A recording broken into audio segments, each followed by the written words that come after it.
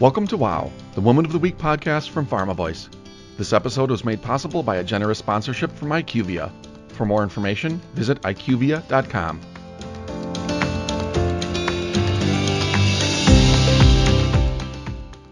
In this episode, Taryn Grome, co-founder and editor-in-chief at Pharma Voice, meets with Christi Shaw, CEO, Kite Pharma.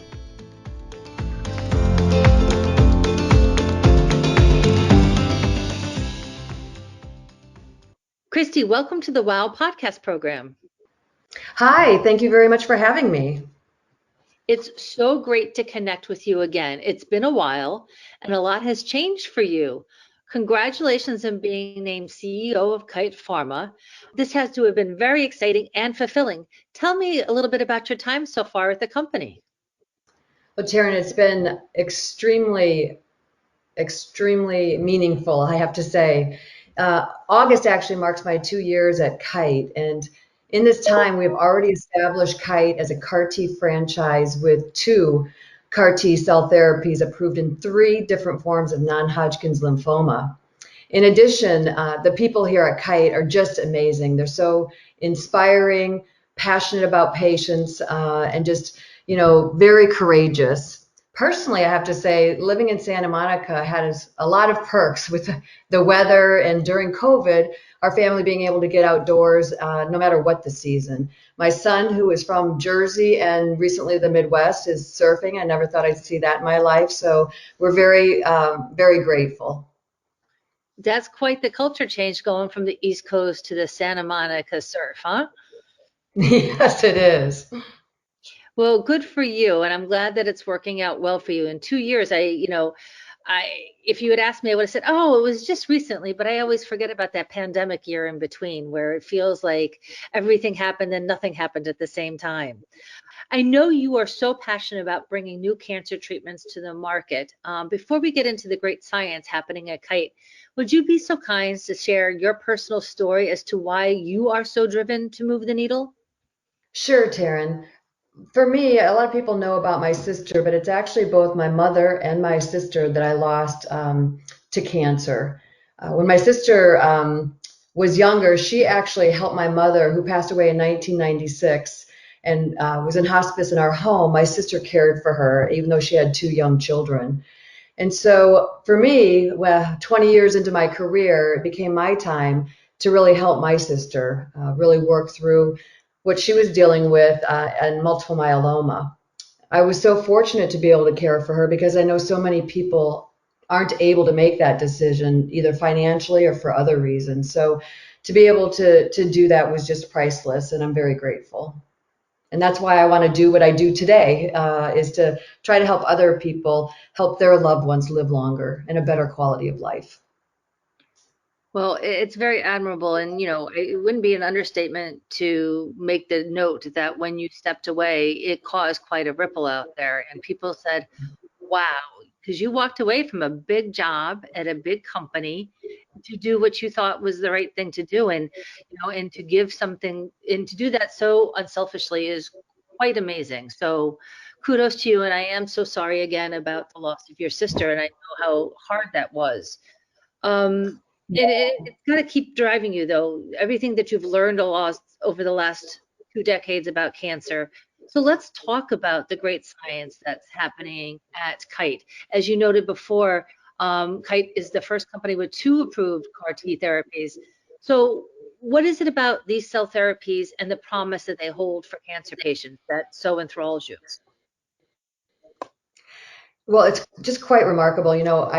I try to put in layman's term what it is that we're doing at Kite. So to explain a little bit of the technology to those who aren't familiar, we're basically trying to empower the patient's own immune system to target and attack their cancer cells. So then we do this by collecting the patient's white blood cells. They're sent to our facility in El Segundo here in California. And in Europe, we recently opened a facility during the pandemic in Amsterdam. And then we re-engineer them and we ship them back to the patient to be reinfused with their new engineered T cells from us. And treating these patients who had been told, all of these patients are end stage, so they've all been told, you probably have 3 to 6 months to live. You need to get your things in order. And for them to go through this treatment and for almost half of them to be alive years later, as we talk about my sister, I just can't imagine the joy and the feeling after going through everything these patients have gone through and their families to actually be alive and living a normal life years later when you thought that that was going to be it. It's just truly, truly rewarding.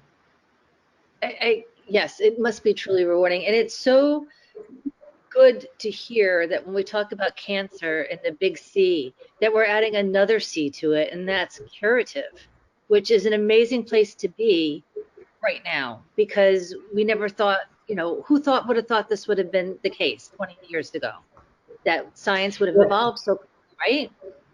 Exactly. And cell therapy isn't just for, it's being studied everywhere in all different kinds of cancers and even other disease states.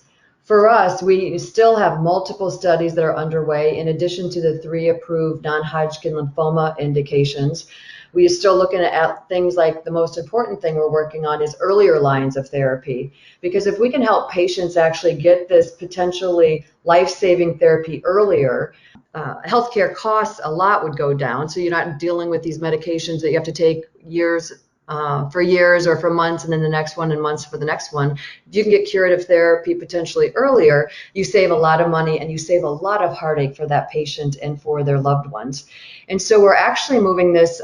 We will have our data in second line coming out very soon, in a matter of days or weeks. And as we look at other types of blood cancers, we also have a study in ALL, which we hope will be approved by the end of this year as well. So we continue to look for areas where cell therapy can really make a transformational difference in patients' lives. That's amazing. And so earlier line therapies. So talk to me a little bit about that pipeline development. And were you slowed down at all by COVID? Apparently not, since you opened up a facility in Amsterdam. Yes, I have to say the team has been hard at work even through COVID. Most of our employees, we have about 2,700 employees at Kite. The majority of those, 65% or so, are in our technical operations. So this truly is a caring, handheld environment to really have humans helping humans. As we see, that's what basically when we see the blood come to our facility, we think of that human being as being in our hands. And so those patients were essential workers and they never stopped working. And our supply chain continued to work really hard, especially as you think about flights being shut down, no international flights, and how we had to work with airlines, with the government to really ensure that this life-saving therapy could get to patients at the end of their life and give them a chance. And I would not have, if you would have asked me, I would not have been able to guarantee that I thought we would actually going to give every patient their cells back. But lo and behold, the team did it, and they were courageous. They turned over every stone. We had points of time where I thought, there's no way this is going to happen. And it's so emotional and can be so filled with anxiety, sometimes depression, when you feel helpless that you're not sure after 9 flight cancellations in Chicago if that patient's T cells will ever get over to Europe. But the team did a phenomenal job, and we kept moving, and our studies kept moving, kept accruing patients. I do know, though, there's a lot of cancer centers in the communities that were shut down. And so the thing I worry about is how many patients didn't get access that we don't know about, which is actually an issue whether you are in a clinical trial or you just want to get the approved medication. It's still only 4 out of 10 patients in the community are being referred for CAR T therapy. The other 6 are going to palliative care. And a big push for us is to make sure that every eligible patient knows about cell therapy and knows that it's an option so that they can make that decision and know that they don't just have to go to palliative care. They can give it one more try. And why do you think there is such a gap there? If 4 out of 10 are only receiving it and 6 are not, is it still like greater need for more education amongst oncologists, or where is that gap? Yes, I think that is the number one gap, is either, these lymphomas, non-Hodgkin lymphomas, subtypes of them, community physicians don't see that often. And so when they think about their education, they're getting educated about the cancers that are more prevalent. And so they're thinking about cell therapy, or their education isn't as deep as it is at the authorized treatment centers and the lymphoma experts. So the second thing is that depending on the type of lymphoma, they have their own treatment armamentarium.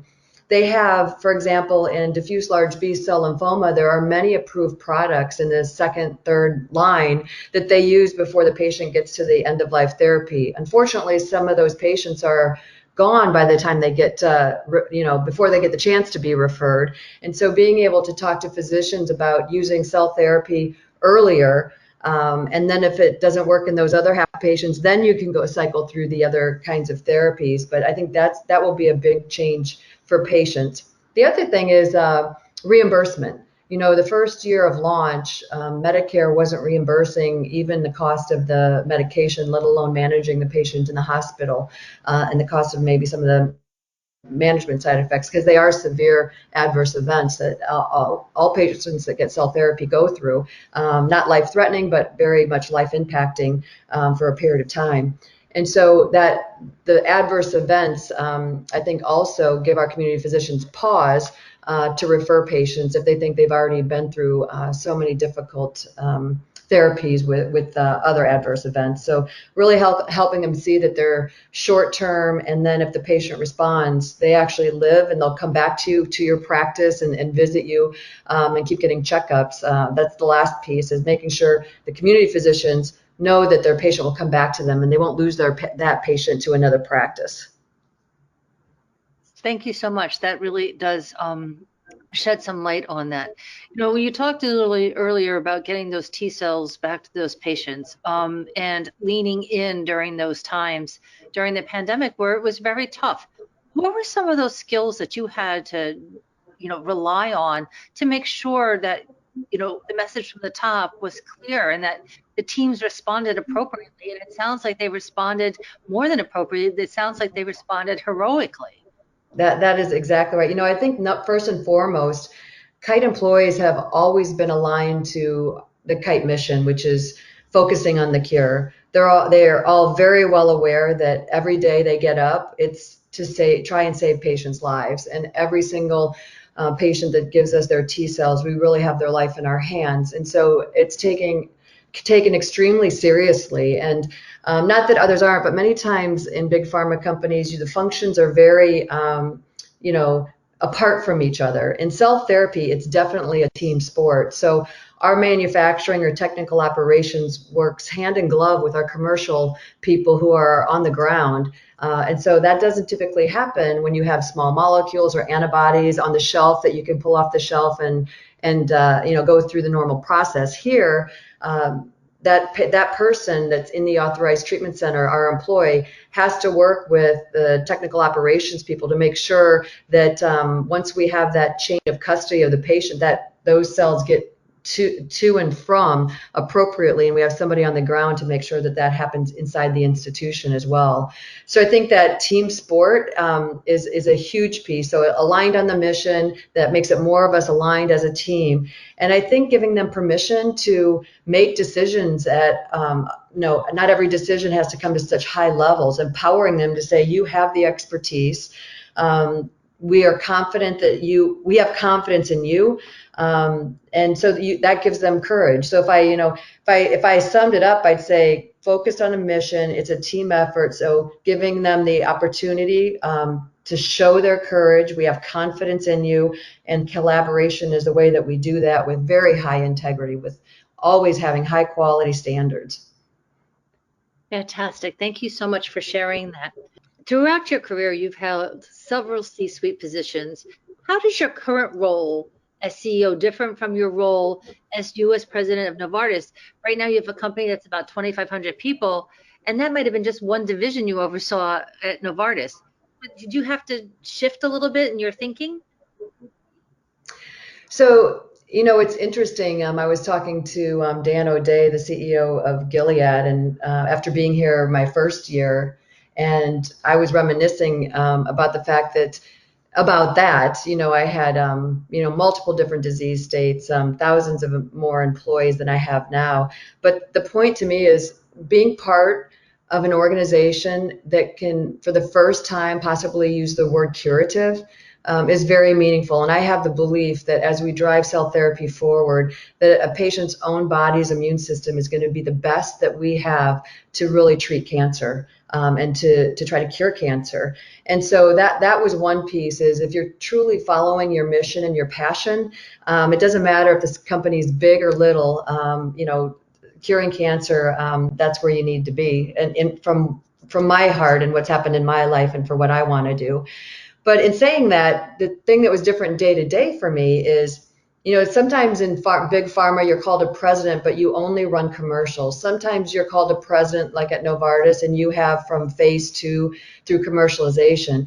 In this job, it's the first time I've ever had discovery, the start of all of it, through clinical development and commercial, and also including technical operations, which is manufacturing and process development and quality that I'd never had before in my career, and truly doing that on a global scale. So the other thing that's just been so enjoyable is being able to learn a lot of new things between the science evolving so quickly, but also these different functions that I'd never worked for or oversaw before. I'm learning a lot from our people. It sounds like you're enjoying the stretch, if I might say so. Yes, yes, I really am. It's very invigorating. That's fantastic. Along the way in your career, you have to have had some key leadership lessons that you have learned that have led to your success. Can you enumerate a couple of those for those who may want to also reach the C-suite? What are some of the things that you really took to heart as you went up the ladder? I'd say this is probably true for a lot of people. I learn more from mistakes. And I have to remember what it is, because sometimes your strengths just come naturally, and so you don't have to think about them as much. But I think for me, it's learning things through the hiccups I've had along the way. So a lot of people think, well, if you became a CEO, it must have been a straight path up. And what did you do to get on a straight path so that I don't have those hiccups? And in actuality, it's hiccups all along the way. It's really the ability to identify those hiccups after the first time it happens. So whether that's things like, this truly isn't my passion. I was in an area where I was very passionate about what I was doing, and then I transferred to a totally different area where it wasn't my passion. It didn't get me out of bed in the morning. It didn't, make me run to the job.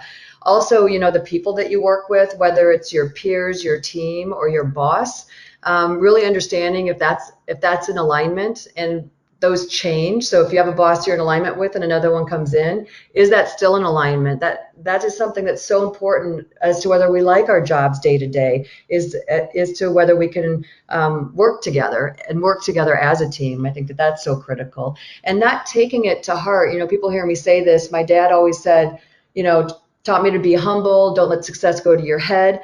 But the biggest learning for me, and I think for a lot of women, is how do you not let failure go to your heart? How do you take it as a learning lesson and not think always that it's your fault it didn't work? Sometimes it just doesn't. And to be able to identify that sooner and make the decision to move on, I think is the learning and the leadership lesson, to know I'm not the right leader at this time in this position, so I'm going to go do something else.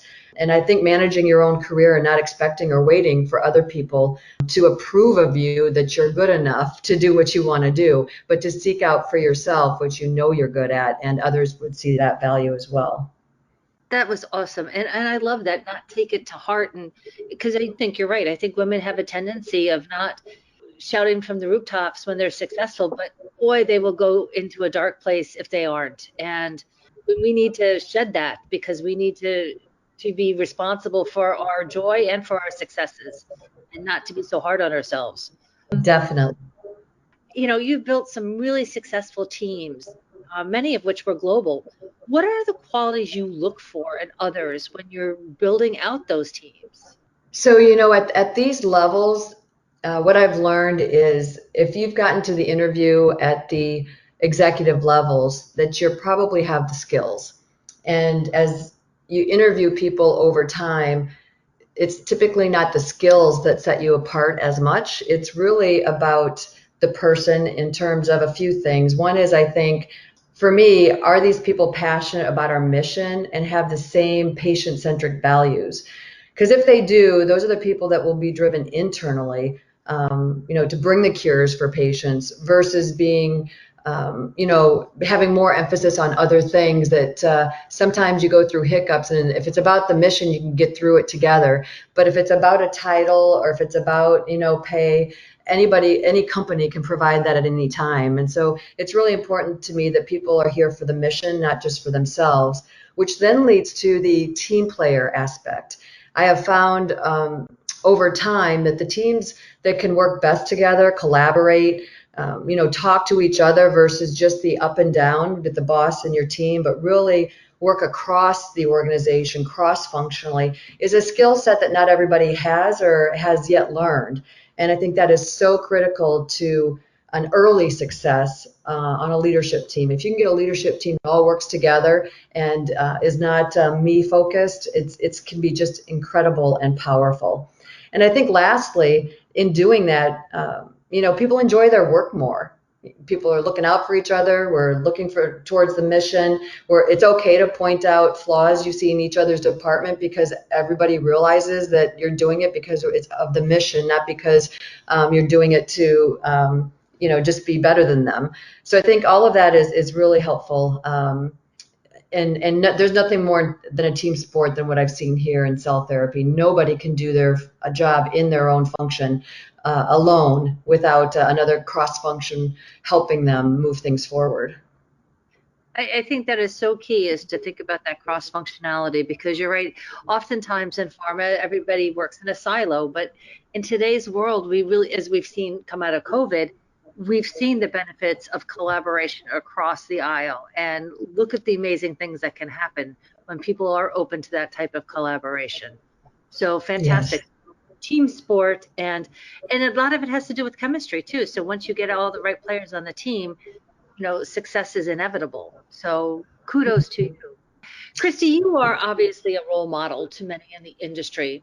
What does this mean to you personally and professionally? Do you feel a certain sense of responsibility of widening the path for other women?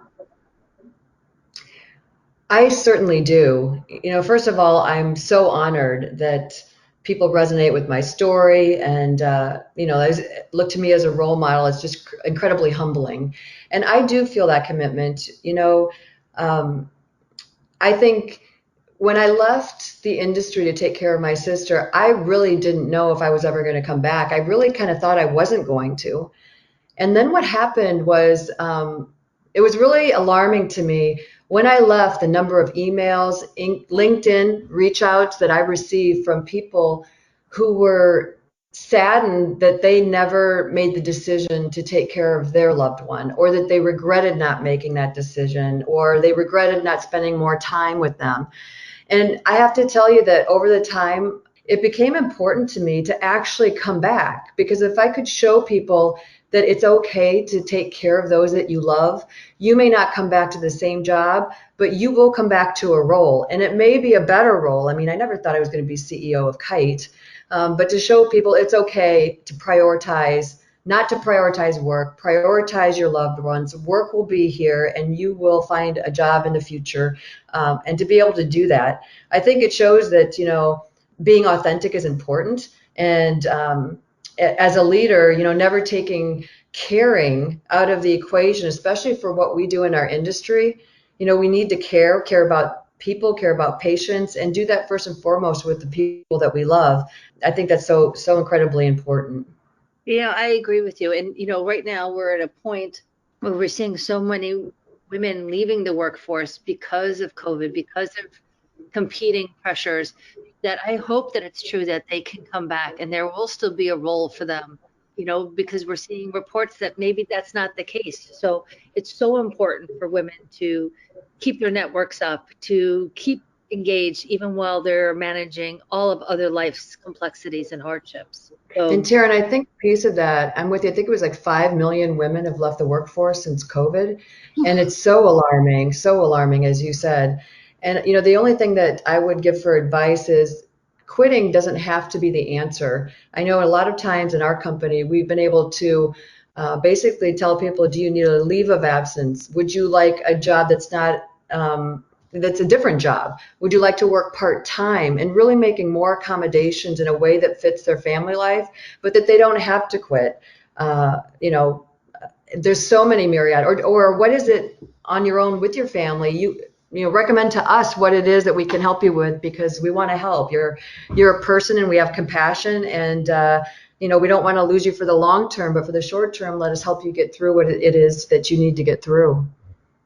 That's wonderful that you're offering that. And, you know, the same thing holds for men. I just feel like women are just been put under so much more pressure. As we look to the future, you gave me a couple of great pieces of advice for women to look to. But if you could share one key thing that helped propel your career, what would that be? You know, for me, the thing that propelled my career is that constant focus on the patient.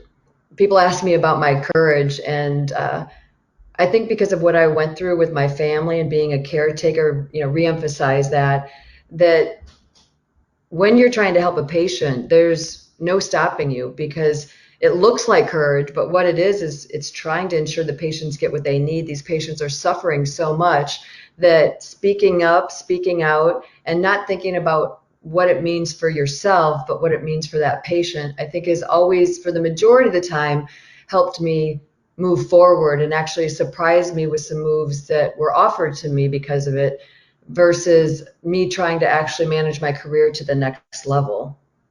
You are definitely a fierce advocate. And I think that anybody who is a caretaker can feel empathetic with you, because everybody's taking care of somebody right now, probably. And Yeah. it's hard. I mean, let's face it, it's just tough. You know, coming out of the other end and doing such great, meaningful work, Christi, because this is our WOW podcast program, I'd like you Mhm. to identify an accomplishment or a WOW moment that shaped your career or changed the trajectory of your career.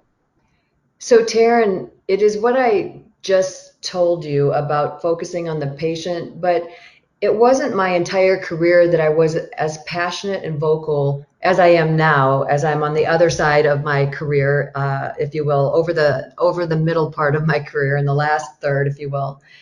And the wow moment for me was, I never shared the story of my mom dying. She died in 1996, and I never really talked about, you know, the process of her death and cancer. And I never worked in oncology before 2010 when I went to Novartis, because I always felt that treating cancer meant giving patients chemotherapy and watching my mother die, and her quality of life was not good.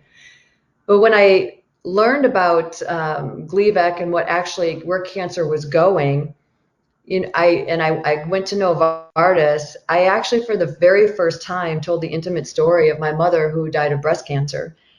And what I learned was, she died the year that the aromatase inhibitors were approved, and they're generic today, and it's a common therapy used for treatment. Had she actually gotten into a clinical trial, they had a crossover design as well, she would have lived 3 to 5 years longer. And I didn't know about it. I didn't know about that therapy. We didn't have the internet where you could find everything at the time.